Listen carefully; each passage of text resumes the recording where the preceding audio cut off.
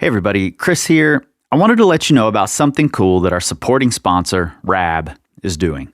Over the past 3 years, they've proudly partnered with a group called Ladies Weekend Out, supplying high-quality demo gear to facilitate transformative outdoor experiences.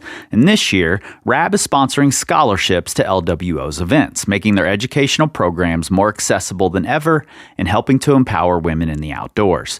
You can apply for one of those scholarships at the link in the show notes. The deadline is March 15th. I hope you win. You care about your climbing, right? Of course you do. Then you owe it to yourself to provide the best options for improving. And when it comes to training equipment and boards, that means Tension Climbing and the Tension Board 2. Use the code WRITTEN15 at checkout for 15% off of select goods.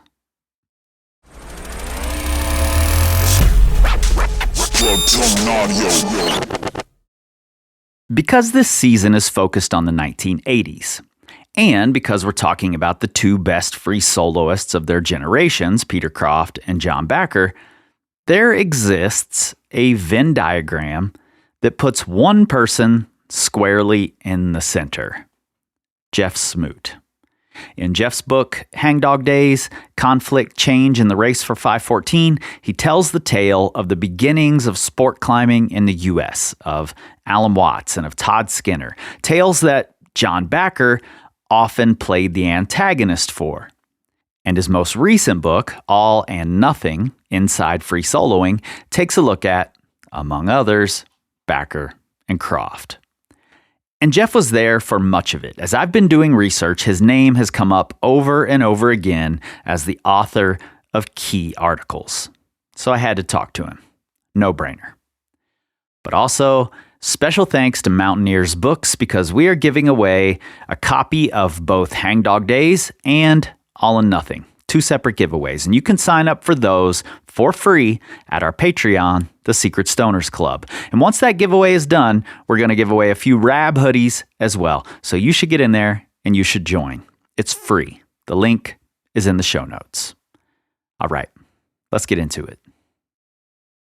The first season, the 90s, was looking back into like when I started climbing and what it was like then.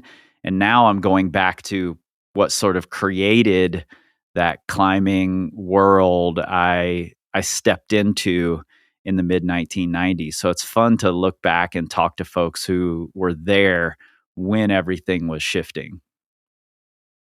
Yeah, that's interesting. I kind of quit climbing right about 88, and then came back into it in the late 90s.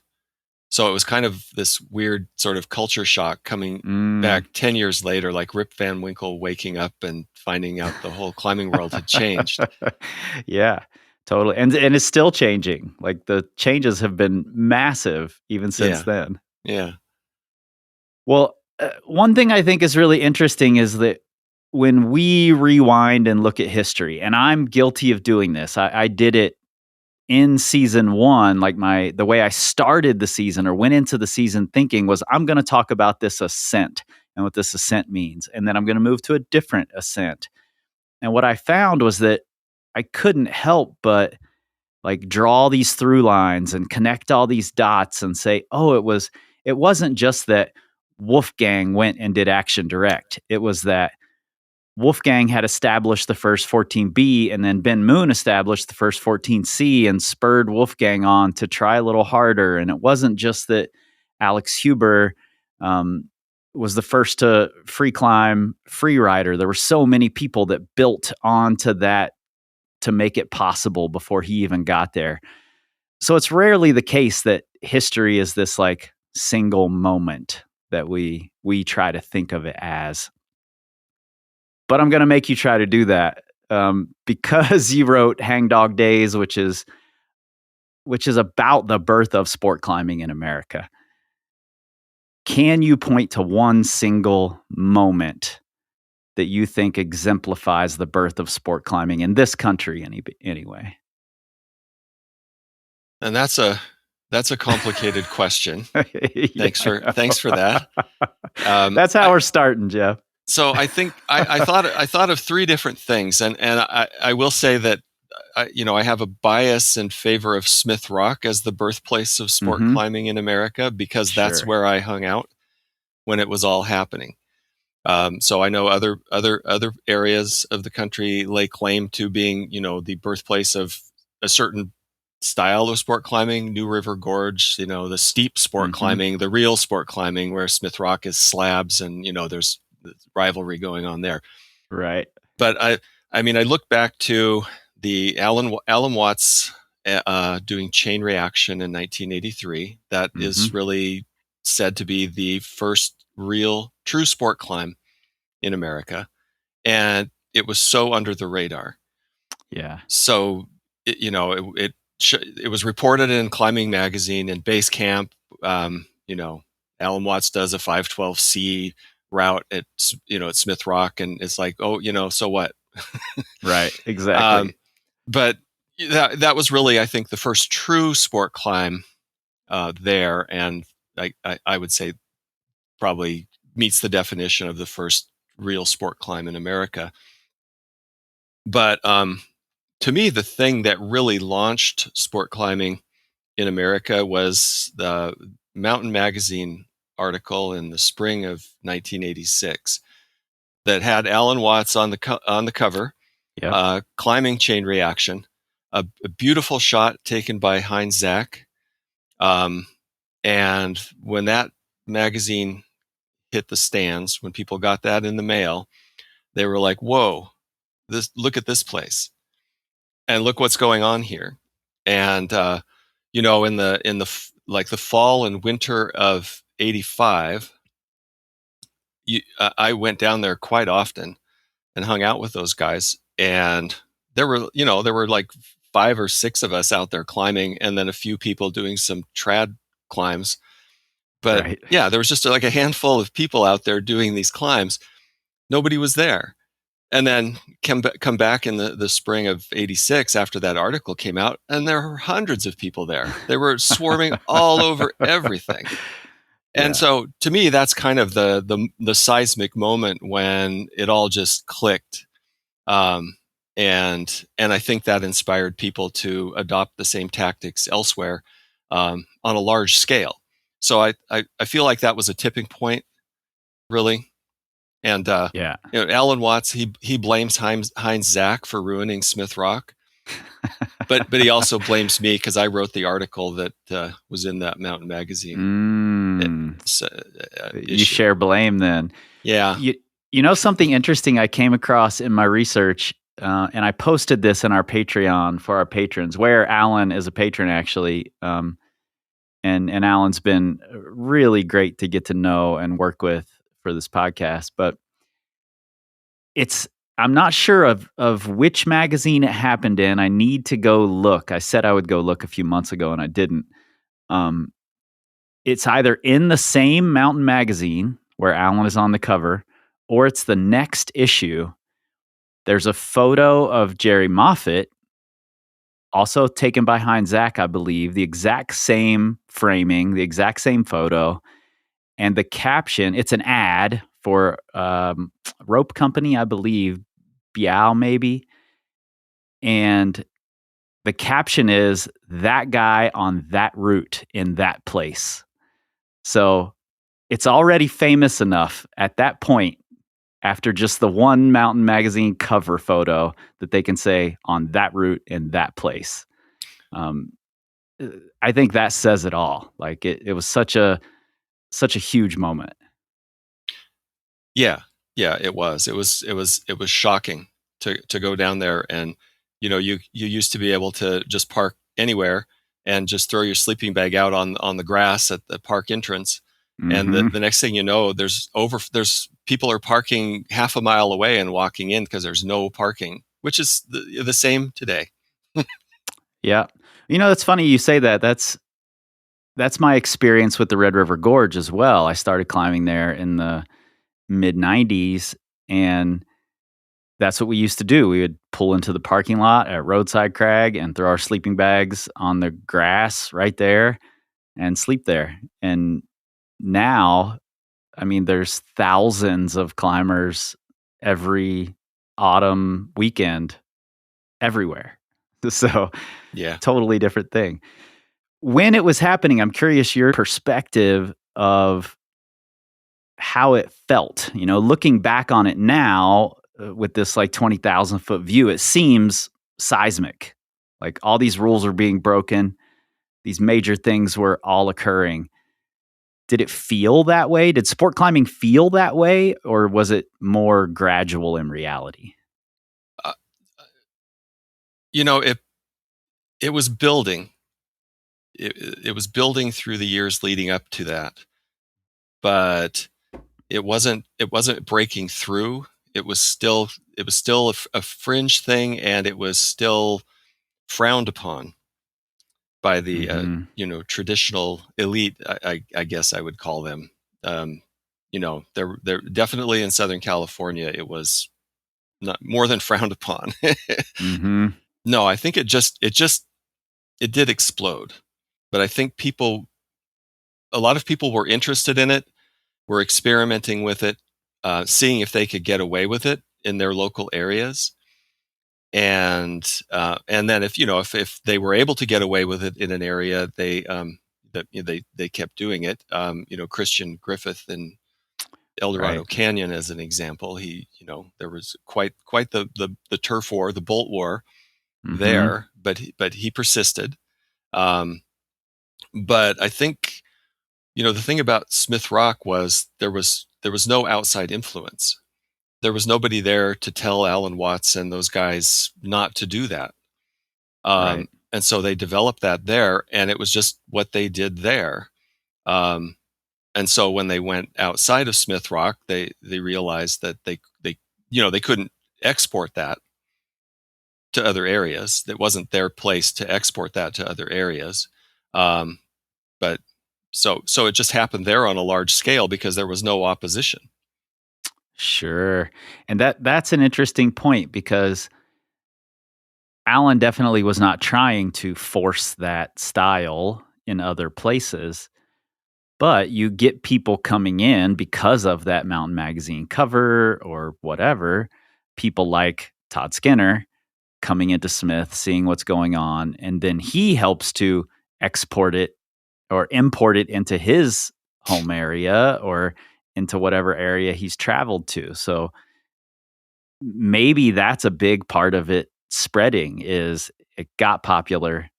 People went there, saw what it was, and took it elsewhere.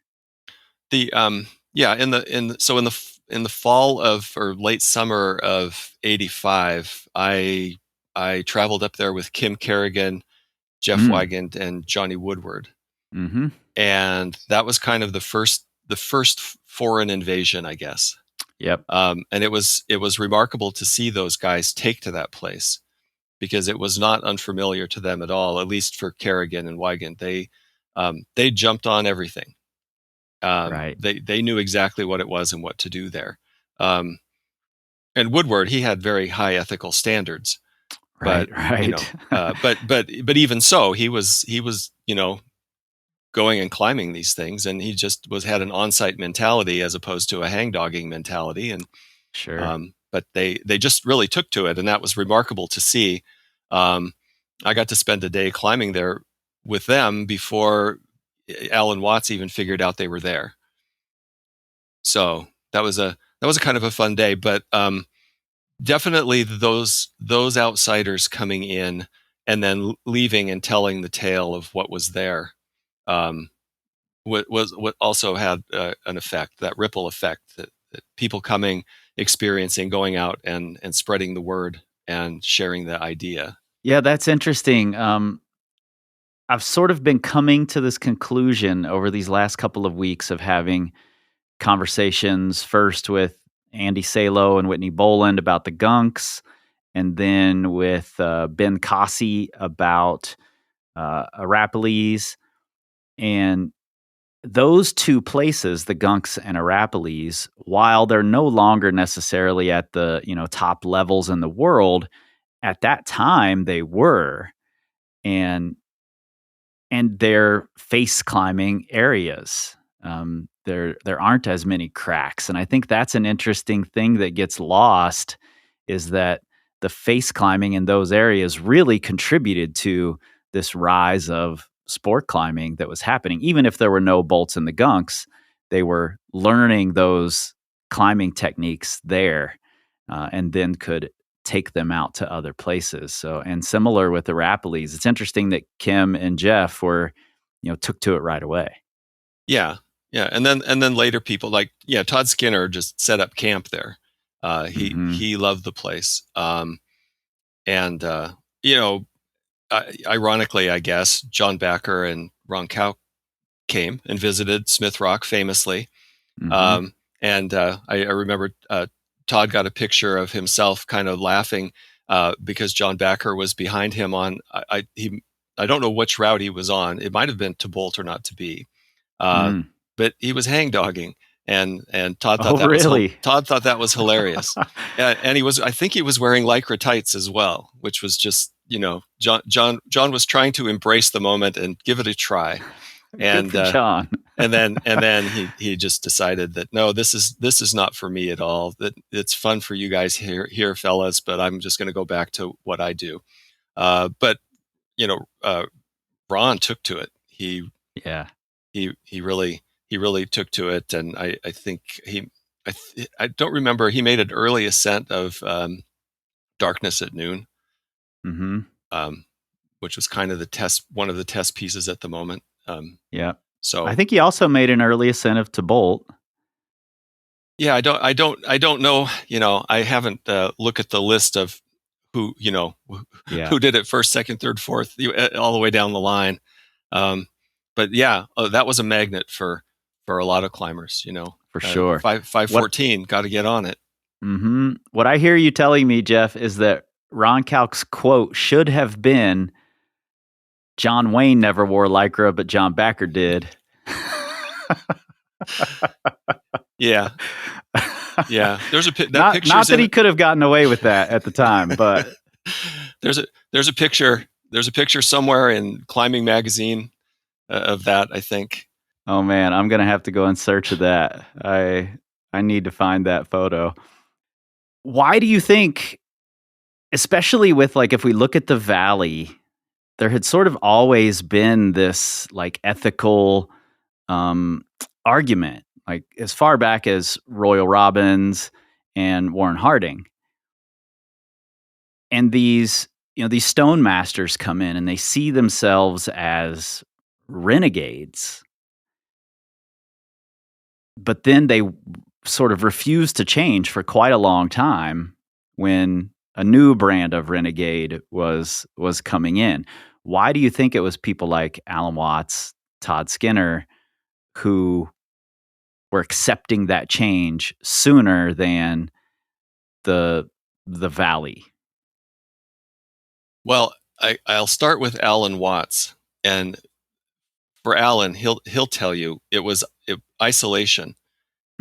He was just there doing his own thing at his local crag, and really was kind of oblivious to what was going on in other places until he started going out to see,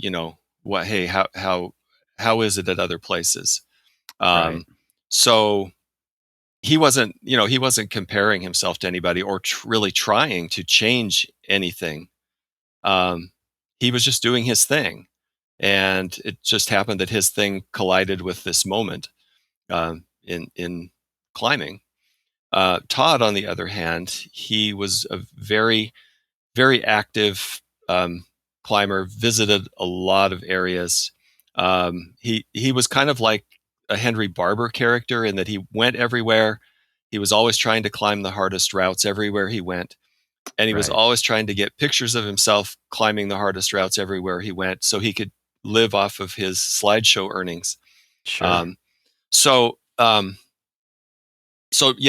had that, that experience of going to a lot of places and being exposed to a lot of different styles. And I think that the idea of sport climbing, or at least, hang dogging and placing a few bolts here and there to make routes possible, appealed to him. And he had that, that stubbornness, that driven personality that he wasn't going to take any guff from anybody. and he was just going to go do what he wanted to do. As he would put it, damn the naysayers, full speed ahead. Mm-hmm. So Todd definitely clashed with the Southern California climbers and the traditionalists, and it was a friendly clash in most cases. He got along with John Bachar okay, even though John would tell him he didn't, approve of what Todd was doing. Todd would just say, well, thanks, John. Yeah. And just do it anyway. So that's, I think Todd pushed it more, and Alan just like made it. Alan showed what the future was like. Yeah. I wrote a song about Todd years and years ago. That's what brought me to Lander, Wyoming. It's how I met my wife. She was the nanny for Todd's kids. And in the song, there's a line that I've always thought, how when you're writing a thing and you compose one sentence that's just brilliant, you're like, I'm a genius. No one may notice this one line, but I noticed it, and it's brilliant. There's one line in the song about Todd that I say, brushed off the stigma, became renegade. And for me, when I wrote that line, I thought, oh, wow. A lot of people aren't going to get it because they don't know the history of the root stigma, the stigma becoming renegade, but also the meaning of he brushed off the stigma. He didn't care what the people thought about him. That made him a renegade. So it's interesting that you frame it that way, that he's like, whatever, I'm just going to do it regardless. Yeah. He just was like, I'm just going to do what I'm going to do. And the stigma was really an interesting chapter. It was like, having been there when Todd was working it, and having belayed Alan on his second ascent, and just the vibe down there.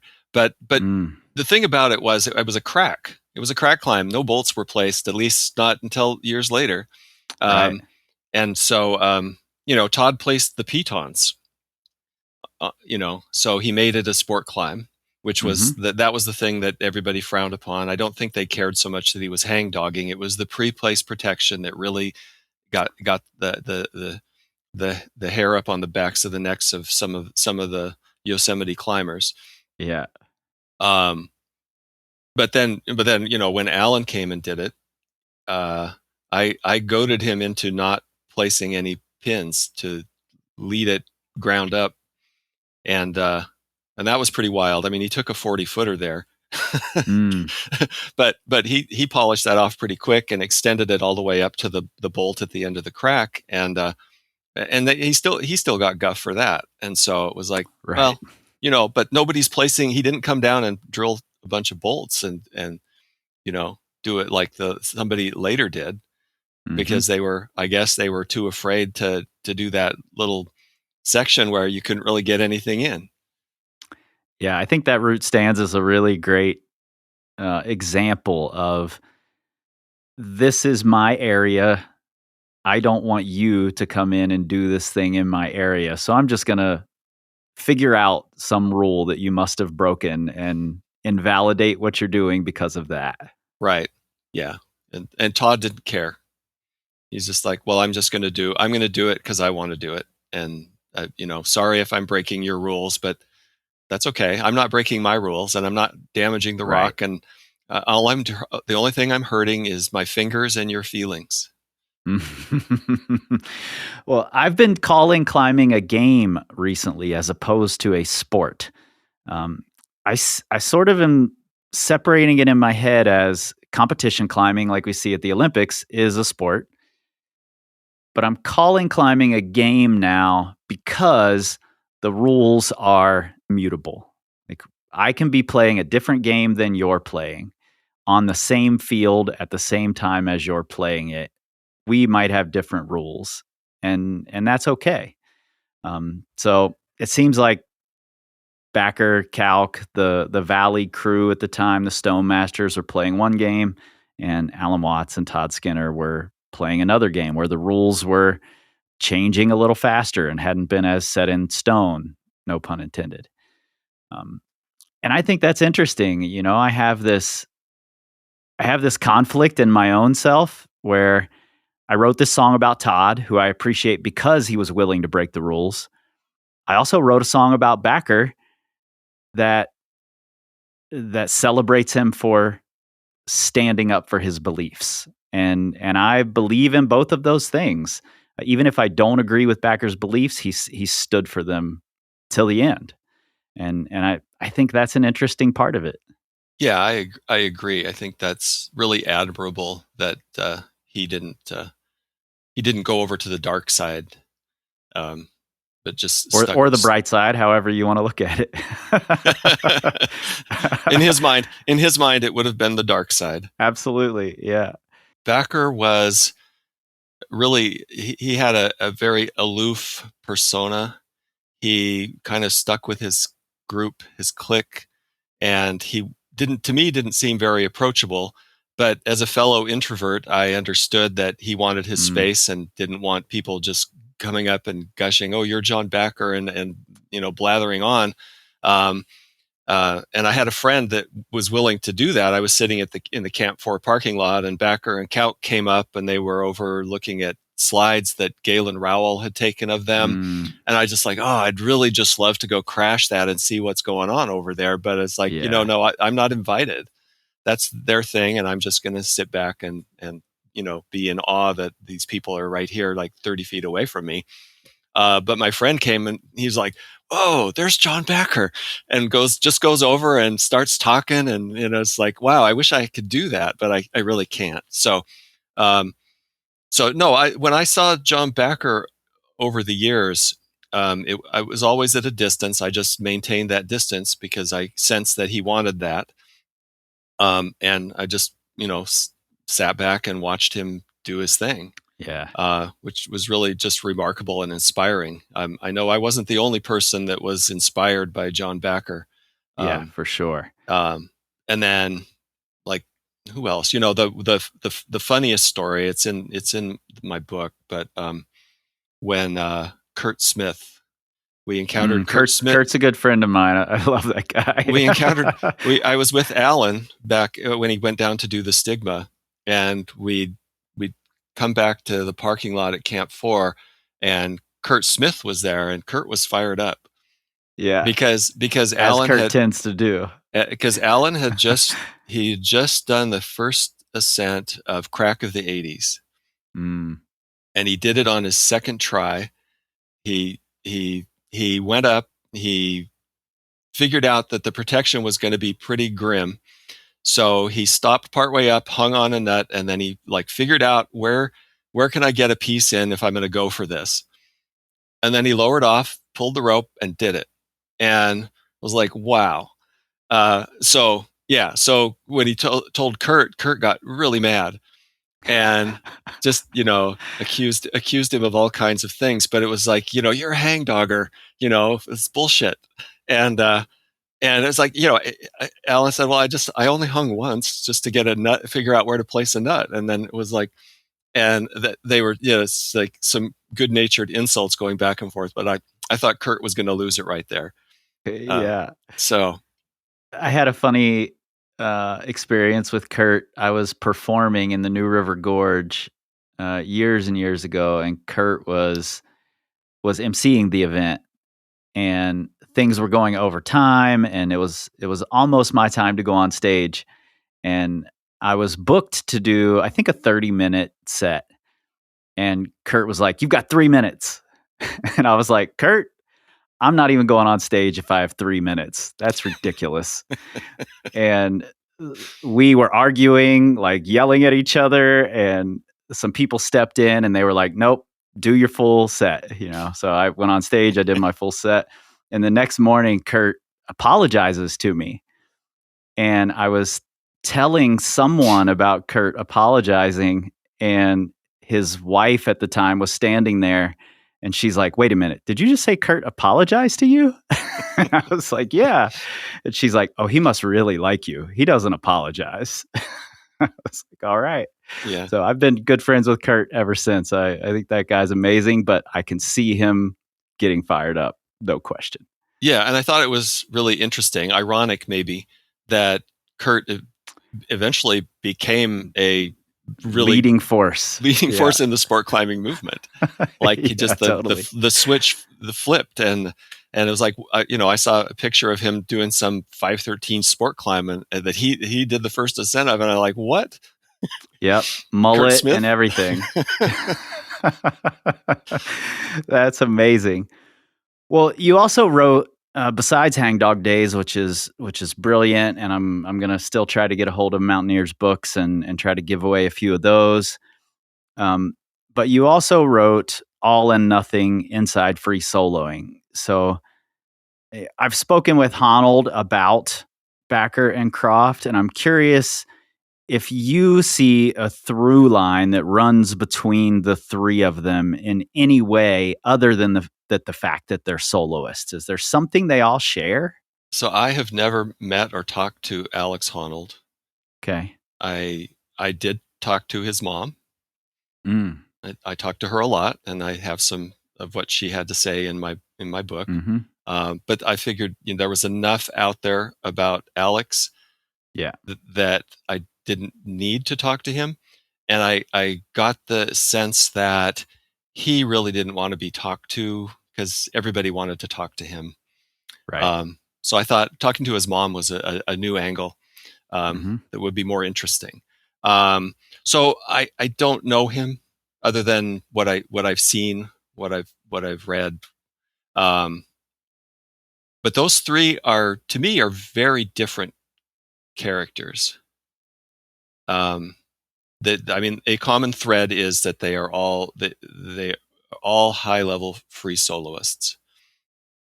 Bachar, he was very serious. He was in his zone of concentration up there, his circle of concentration, and he could do anything in that circle, but he could really shut out everything else that was going on. He struck me as being very serious. He Yeah.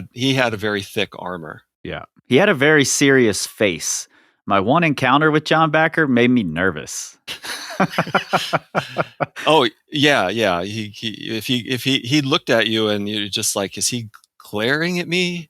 Yeah. Is he mad at me, or is he just looking like 1,000 miles through me? He was in his own zone, and I never saw him out of character. Mm-hmm. I know that talking to other people, he was a fun guy. If he could let his guard down, he was a fun guy to be around, and I just never experienced that. Peter, on the other hand, he had such an enthusiasm.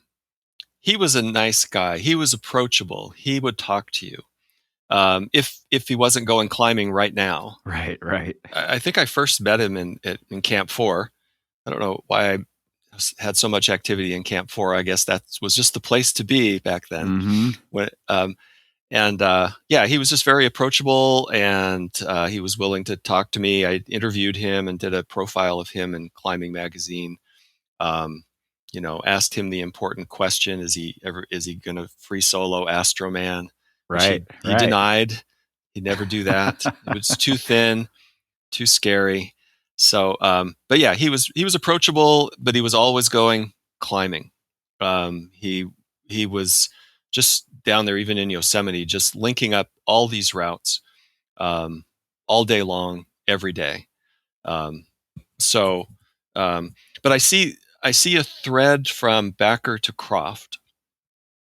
I feel like Peter was the successor to Bachar. He was the next generation to Bachar, but he arrived during the Bachar generation. So it was kind of weird to have Bachar, the best free soloist in the world, arguably, being surpassed, I would say, by this nice Canadian guy during Bachar's lifetime. So it was, and the progression was, I just saw, Bachar free soloed New Dimensions, which was kind of his answer to Henry Barber having done the first free ascent of it. And then the next big thing in their progression was the rostrum, north face of the rostrum, which Peter did, and I don't know if John ever did. I haven't been able to pin down whether he did or not. There's rumor that he did, but there's rumor that he didn't. And then, Peter went to the next level of the progression, which was Astroman. Right. So, which was John's route. Which was John's route. And I like the story that Peter told. It was in an interview I read that where he said that after he did Astroman, John came up to him and said, "I'm so glad you did that. Now I don't have to." Mm-hmm. So it was on everybody's mind. And the question was, who's going to do it first? And I think John really felt the pressure to be first. Yeah. But he was relieved that Peter had done it and that pressure disappeared. Yeah. I asked Peter at a slideshow in the 90s if he ever felt pressured by those questions. Everyone's speculating, like, when is this going to get free soloed? Is Peter Croft going to do it? And he very adamantly denied that pressure ever even entered his thought process. And do you think that's true? I have a hard time thinking it could be totally blocked out, but maybe that's my paradigm in this social media world now. I think it's true. I think he didn't like being asked the question, and his stock answer was no. Even if he was thinking about it, and everybody knew he was thinking about it, especially when he'd go and do the route multiple times every time he visited. Right. But he just waited until it felt right, and it wasn't because of pressure that people were putting on him to do it. Peter was not somebody who would cave to pressure. Peter did what he wanted to do, what felt good for him. And he didn't need to climb anything really hard. I know there were a lot of days where he just went out and, climbed like 2 actual miles of 5.8 and 5.9. Mm-hmm. He'd do these 1,000-foot routes and then down climb them and then go do another one. That one day that he arrived in Yosemite in 85, I think he arrived during a storm, and he free soloed a bunch of routes in the snow even. I guess that's what makes those guys so good at these like big link up projects and speed records where you're climbing a lot of terrain unprotected, is the fact that they can do miles and miles of up to 5'10", 5'11" without batting an eye. Oh, absolutely. Yeah. I've been there when Peter has, free soloed 2 miles of rock up to 5'11", up and down, without any hesitation, without any, he just flowed. He really flowed. And I think that doing that mileage, especially free soloing mileage, it puts you in a different mindset. You just are so comfortable with that type of movement, and you're not worried about falling, because you can't be worried about falling when you're free soloing, or you're going to screw up and end up falling or getting into a bad situation or having to be rescued or something. So when you can do that, when you can go all day on that sort of terrain, just be in your zone, I think that does lend itself to being able to do those long link ups. Yeah, I think so. And it's also such a strange contradiction to me, this, these sort of speed records that, like, I know Peter got really involved in, trying to set a new speed record, or, having that speed record. And Alex has also done the same thing. There's this one side of them that's like, I want to do this very personal thing and free solo, but I also want to hold this record. And I suppose the thread there is just personal achievement, but it seems like such a contradiction of, don't ask me about what I'm going to solo, but I want to hold this record and beat these other people. Yeah, I haven't talked to Peter about that, and I don't know, maybe you have. I have not. Did Peter want to set a record, or did somebody else want to set the record and say, "Hey, Peter, let's go do the nose in a day. That's a good question. Let's just see how fast we can do it. Hey, we did it really fast. Let's do it again. Or hey, Peter, you climbed it really fast with that other guy. Let's go do it again. And Peter'd be like, yeah, I'd love to climb the nose in a day. That's a great route, eh? And but I don't know that Peter had the drive to set the record. Maybe he did. Maybe he was having fun. He thought, hey, So I it was bet I Peter can set and the Dave record. Schultz for a while, right? Didn't they team up for a bunch of those speed records? Yeah. And if you find interesting. That's a good question. If you find the right partner and you guys can climb lightning fast, I mean, Peter was probably just having fun. I don't think he was just like, we're going to climb as fast as we can. We got to beat that record by 3 seconds or something. He was just like, hey, we climbed it really fast last time. Let's go climb it again. I'll bet we could do it faster. And so at some point he dropped out of that because it was getting a little crazy. I think people were really making sacrifices of safety to gain speed, and that might have been a point where Peter's like, yeah, I don't want to do that. Yeah, absolutely. I've heard Peter talk several times about feeling like the hand of God had reached down and chosen him when Bachar asked him to try to do this link up.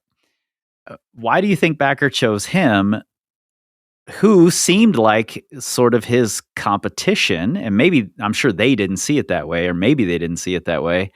But looking at it from the outside, it was like, this guy's taking over your lane, John. But John asks him to do this thing instead of one of the stone masters who he's been climbing with for eons.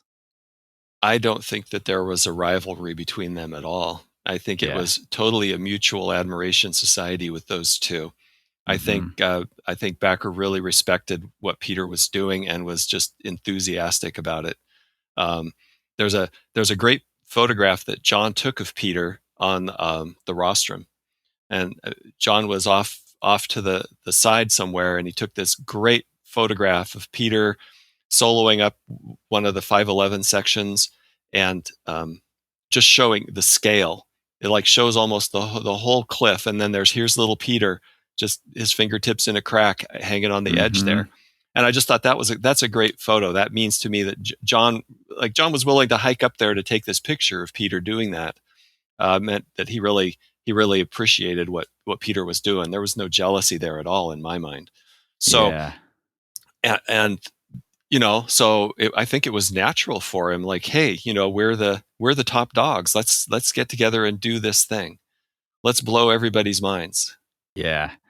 It's funny you mentioned John as a photographer, because I don't think of John and his photos per se, But when you said that, it reminded me he also took the photos of Lynn Hill after she freed the nose, like the photos for Boreal ads and for the magazines. And in fact, Lynn said it might have been John who first said, "It goes, boys," just as a joke while they were up there shooting those photos. He really captured and was, a part of some really major moments in climbing history, not only in the 70s, 80s, but also into the 90s when Lynn freed the nose. And he took some really great photographs. Part of the ability to take great photographs is to be there when the things are happening. And so that was one of the things. I was really privileged to be able to be traveling with Todd Skinner, to be climbing with Alan Watts, and to be there to document those moments. And so few climbers took pictures. I realized, like, there are no pictures of me. I was always taking the pictures. Right. And so I have these pictures of all these people that I just like, wow, I still have like so many slides. I don't know what to do. I don't know what to do with them. But John was there, and he was, he had a camera, he took pictures, and it just happened that those were some pretty important moments. Yeah, I think that's a cool thing that I hadn't thought about him much. It is that he's not only a part of it, but he's also documenting a lot of it as an observer. This shot of Peter that really speaks to the scale of this thing, these shots of Lynn that that are of this historic moment that otherwise he wasn't necessarily a big part of, other than initial forays up El Cap to try to free it and things like that. So that's a fascinating part of this, like this character that we've sort of pigeonholed into being this like stone-faced, gruff guy. He was also out there with his camera taking pictures of these amazing moments. Yeah, and it also shows that he was really there with his friends and his fellow climbers that were in his circle. That he was out there, he was supporting them. He was enthusiastic about what they were doing. He wasn't just about himself, as some climbers are. Yep. So yeah, I talked to John Middendorf. I was corresponding with him, but when he passed away, I was really another tragic loss. Really surprising. But he was telling me things about what was going on in Yosemite in the 80s that I wasn't aware of, and so that was really we were getting into a conversation about that, and I wish we could have continued that. Yeah, Alan Watts recently sent me a transcript of a conversation, and you may have seen this. After the Great Debate, they were in a hotel room. It was Bachar and Kalk, and I believe Christian Griffith and Alan Watts. And Pat Ament. And Pat Ament, yeah. And I was really struck reading that transcript that Bachar didn't seem as hardcore as I expected him to seem. So all of this is sort of softening up my image of John Bachar. Not that it was a negative one, but it was very hard-edged. Yeah. No, the stories I heard that he was, he was, if you were his friend, he was the greatest guy. Like Cam Burns came down on me when, it's like, yeah, you portrayed Bachar as kind of this, kind of asshole, and it's like, he wasn't. It's like, well, I just portrayed what people saw. Right. I wasn't an insider like you were, so. That makes total sense. At that time, when I was coming up with the list of ascents and climbers I wanted to talk about for this season, I didn't want to go much into the Stone Masters simply because that's been covered so widely. And in the 80s, it was all about the birth of sport climbing from my perspective, and that's what I wanted to talk about. But when I sort of laid out the accomplishments of that decade, I couldn't ignore this Bachar and Croft do El Cap and Half Dome in a day. It was so massive. And it led to Freerider and all of these other huge moments in the valley in the 90s and beyond.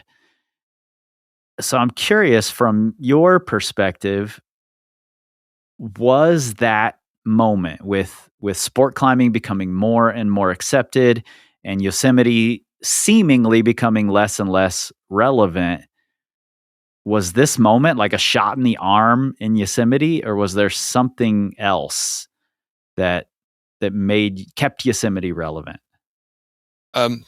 Yeah, I think going back to what you said, that climbing is a game, not a sport. And I think Bachar and Croft teaming up for this, especially, just reminded everybody that there's there are different games, and here's a new one, you guys. Here's something that you can only really do in Yosemite. You can go climb 100 routes in a day in Joshua Tree. That's real fun. Getting 40 feet off the ground 100 times in a row. But here on the scale of Yosemite, you've got 2,000, 3,000 foot walls, just begging to be climbed. And can you do one in a day? Can you do two in a day? Can you do three in a day? Right. How many times can you climb the nose in a day? What's the record? Yeah. New games. Yeah. So it was like, here's a new game that keeps Yosemite relevant, and we're still here. We're still on top. Yeah, I think you're right. I had both of your books before I started researching this season, but now that I've gone back into all these old climbing magazines and old mountain magazines, and the Knowles Library here in town has a great collection of old books and old magazines that I've been using. I've come across your name over and over and over in interviews. And so I appreciate all of the documenting and storytelling you've done over the years. And it just seemed like a no-brainer to reach out and see if I could have you on to chat about this stuff. So, No, I thanks appreciate for it. taking the time. Sure. It's like I said, it's always fun to talk about the old days and old friends and old rivals and all Yeah. those people. It's our attitudes have softened up over the years. I know we imagined that we were rivals, that it was us against them back in the day, and maybe it was. But when you meet these people now, they're just like, yeah. John Middendorf, he apologized. He's like, was I an asshole back then? And I said, yeah, no, you weren't. You had a hard look about you. You were intimidating. Yeah. But the people are just like, yeah, those were the days, and we did that, and it didn't really matter in the end. Yeah, my first season, the 90s, I really painted both Gilbert Tribou and Alex Huber as villains in that season. And I heard that Tribou was going to be in Tin Sleep this past summer, and I was like, wow, what if I could get him on? Um, so I got in contact with him, and I went over and talked to him, and I just told him, like, you were my villain in season 1, and you were a great villain. And he was so happy to hear that he'd been the villain in the season. And he loved that role, but he's such a nice, friendly guy in person. So I totally get the like playing a role and then softening up over time. Yeah. Oh, there's great stories about him. If you hang out at Smith Rock, you can hear some great stories about him from the old days. Yeah, Alan sent me a photo. You may have seen this as well, of him strangling Gilbert. Have you seen this photo? I think so. Yeah, it's such a classic moment. Yeah. Well, Jeff, thank you so much. I really appreciate you doing this, man. Sure, no problem. I look forward to seeing what you do with it. 1, 2.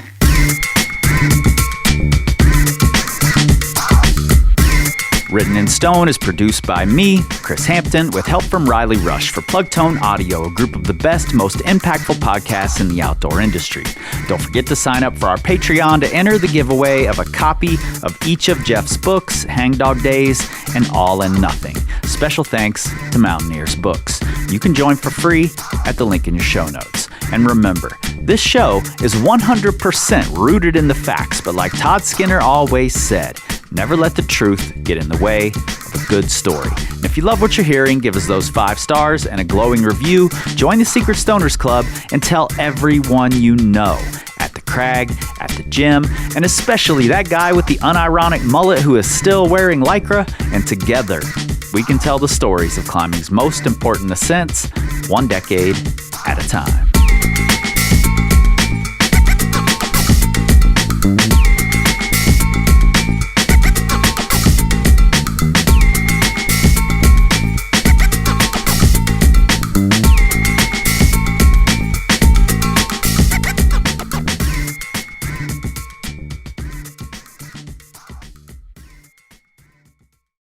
Secret Stoners. I am back from my trip to Vegas, the concert. Tyler, the Creator, was amazing. Definitely the best large venue concert I've been to. I had a very brief morning that I could get out and go bouldering, and my daughter went with me. And I did a 2-hour car-to-car V10. So that was a cool little surprise in the middle of the trip. Didn't really plan on getting much done, but I put all my chips into one basket and did the thing. So psyched that I haven't turned to complete mush while sitting up here and making podcasts. Anyway, if you have not yet read Hangdog Days or All in Nothing, Jeff Smoot's books, you should definitely do that. And if you don't have them yet, you should join into that giveaway. It's going to be the same rules as before. That is already posted up in the Patreon as you are hearing this. And if you are an Apple subscriber and you're still listening, you can join the Patreon for free. I appreciate you supporting over there at Apple, but you can join in that Patreon for free. And the rules are like, and you will be entered for the giveaway. Comment, and you will get an extra entry into the giveaway. If your comment touches me, means something, if it's important to you to get these books, I'll give you extra consideration. That is my prerogative. This is my podcast after all. I'm just being transparent here. And if you are a paying member, Rockstar or Legend, you get extra entries for that as well. And we have had some non-rock stars and legends win some of these giveaways, but because of the extra entries, quite a few rock stars and legends have won some of these giveaways. So get in there, join the Patreon if you haven't, and get into this giveaway. We're also going to be giving away Rab hoodies shortly after this is done, while we're on break, I might add. While I was driving, because I had a 10 or 11 hour drive or whatever, I realized there's another bonus episode I have to do. I don't know if it's a bonus episode or it goes into the regular season. That's debatable. I'm not entirely sure yet. It has to be done. It has to be discussed. It's a very important part of the 80s. I'm not exactly sure when I'm going to do it, but it's going to come soon, probably right after the month of celebrating women that we're coming up on. Still thinking that through. All right, I think that is about it for right now. I have a million things to unpack and to get caught up on, and to make sure this episode gets out on time, and to start writing these stories about the women climbing forward in the 80s. I'm excited for you to learn some of these names, because I bet not all of you have heard all of these names. There won't really be an episode next Monday. There will be a very brief, we're taking a break, here's why, here's what's coming episode, but you guys already know that. So I'll see you in the Patreon very soon.